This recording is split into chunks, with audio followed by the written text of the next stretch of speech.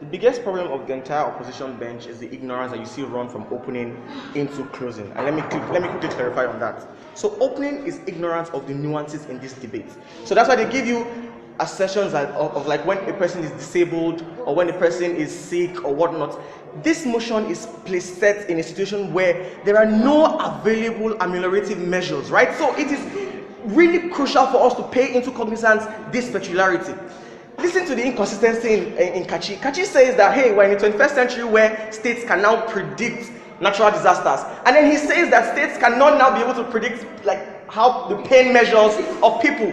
What sort of illogical state is that has so much technicality to determine natural disasters but cannot determine, like the pain measures of individuals? Like, it doesn't make any sense. But the final ridiculous thing you get from them is this idea that the moment a state fails, the state is illegitimate to carry out any other like good practices, and this is false. Henry tells you that in instances where a state has failed to provide education, that doesn't delegitimize the state's ability to like arrest criminal tendencies and criminal situations, because the state still has the legitimacy to pursue other greater good utilities.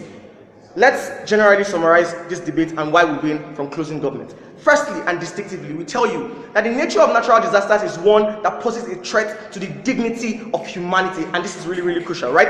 The fact that it creates a victimhood narrative, more so because of the arbitrariness of the magnitude of like the situation and how we cannot really ascertain what the outcomes could be. But most importantly, panel, the fact that it strips of rights to life. And let's further analyze this on the idea of actualization of rights. So, by the Universal Charter, there is a right to life, but we can say that on paper there is no life, no right to death. But panel, from a philosophical perspective, we can say that the right to life gives us a moral link to right to a dignifying death, right? That is the reason why right to life exists in and of itself. So to the extent in which the right to a dignifying death is stripped off, we strip off right to life. This is the philosophical syllogism we give to you from closing government, and it's crucial to pay that into cognizance, because Henry tells you that the pain and the criticality of the situation that these people are put in is one that strips them of that dignity. So with our painless death, we restore this dignity. I'll give you more extensive material to that in my second substantive.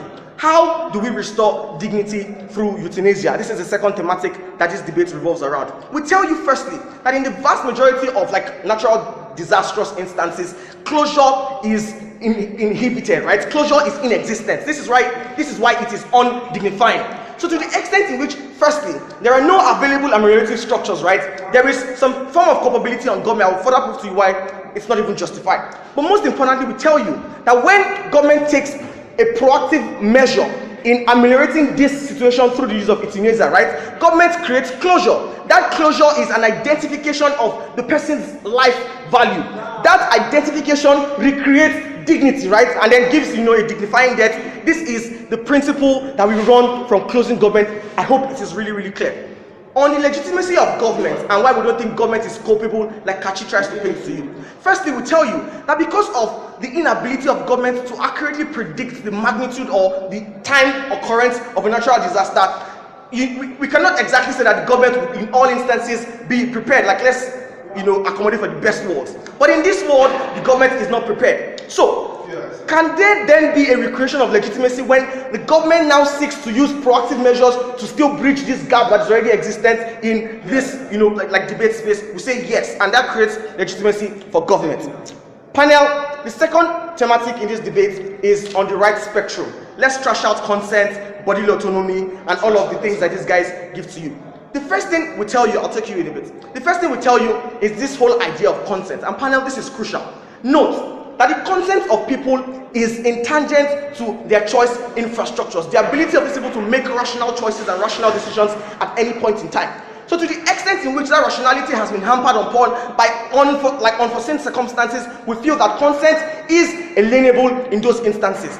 But most importantly, panel, we tell you that there are vast majority of instances where the state legitimately withdraws the consent of people to pursue moral goods, right?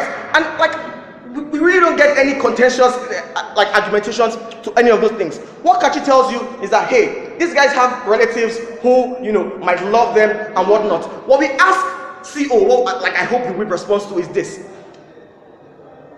The stance of the relatives in that instance, is it utilitarian? And this takes me to the third thematics. But before that, yeah. Okay, so closure for murder victims comes to the family. Same with natural disasters when it comes to the communities. How do you justify this? And secondly, the economic cost and the human dignity which you talk about. Thank you. At least that do not come I get your point. himself. I get your point.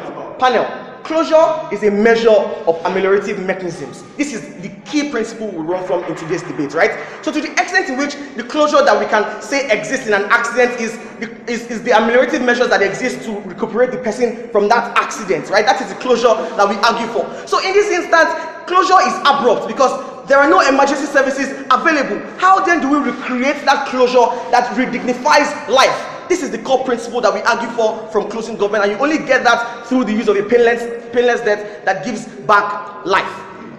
The idea of utility and why we think we can even further trump the concept of these relatives. What Henry tells you is this, right? That there is the need for an economic trade-off in this dire situation, right? The fact that the state, first of all, is emburdened with this, catastrophic situation, but also because the state needs to channel this scarce economic resources for economic recalibration, and this is crucial. So would the state rather exhaust its limited resources on a cause that has no tangible proof of giving a greater good? We say no. Why?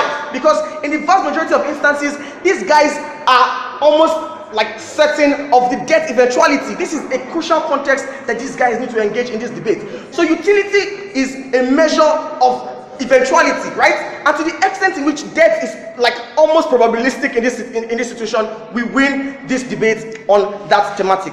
Panel, don't pander to all of the bullshit you get from these guys on consent or bodily autonomy. In fact, let me even address this idea of bodily autonomy and as a summary. So fam, I don't know your name. What he talks about, Erasmus, what he talks about is how there should be a right to bodily autonomy. But we tell you, panel, that the state as a rational actor places limits on the actualization of those rights to the extent in which it takes away the options of other people's actualization of rights.